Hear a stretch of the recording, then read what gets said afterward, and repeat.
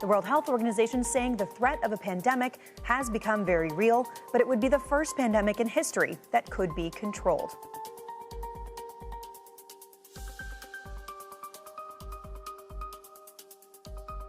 Yeah, I think we've reached a predictable tipping point where there's going to be a rapid acceleration in cases here in the United States.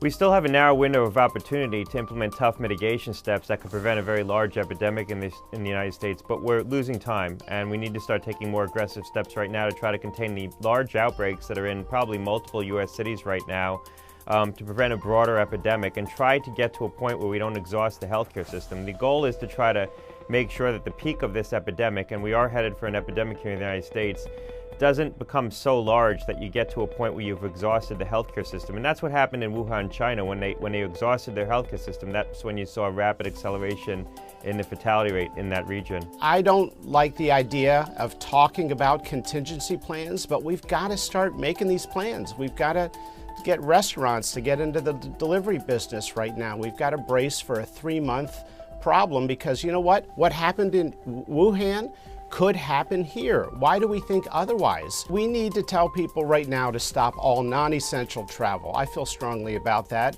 Simply saying that high-risk people should not take cruises is not enough. I mean, well, look, we've got, Becky, 100,000 ICU beds in the United States that they operate at full capacity or near full capacity.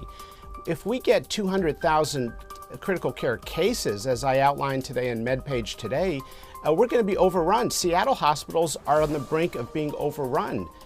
So we need to do more. Look, the American immune system is not stronger than the Chinese immune system. I think this idea of American exceptionalism is crossing over into some arrogance when it comes to viruses. Viruses don't care about politics, they don't care about location. Containment implies that somehow you're going to take and not only stop additional transmission from occurring now, but you'll do that well into the future, meaning you literally put out the viral forest fire.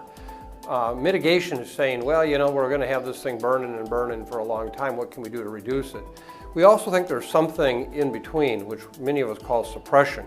What you're trying to do is really hold down the number of cases today as opposed to tomorrow or later on, because in fact we're overwhelming our healthcare system. So if you have 100 cases that all come to the hospital today, that's one thing. If you have 100 cases but 10 a week come for the next 10 weeks, you do a better job. So I think we're in the suppression stage right now. We're not really containing this, and surely we're not going to stop a lot of the transmission.